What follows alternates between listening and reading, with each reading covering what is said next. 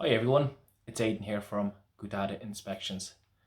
I'd just like to inform you today about what a container loading inspection is and its purpose. The purpose of a container loading inspection is to confirm the quantities of goods which have been loaded onto a shipping container or onto a truck. The inspector will go to the warehouse and witness these goods being loaded. He may also be able to advise the shipper what way you may want the goods loaded.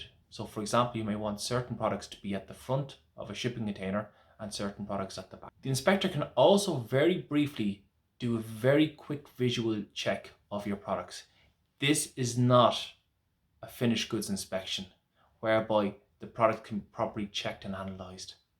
So again, a reminder, the purpose of a container loading inspection is to confirm the quantities that have been shipped out from the seller's location. If you have any questions or queries, please do not hesitate to contact me down below.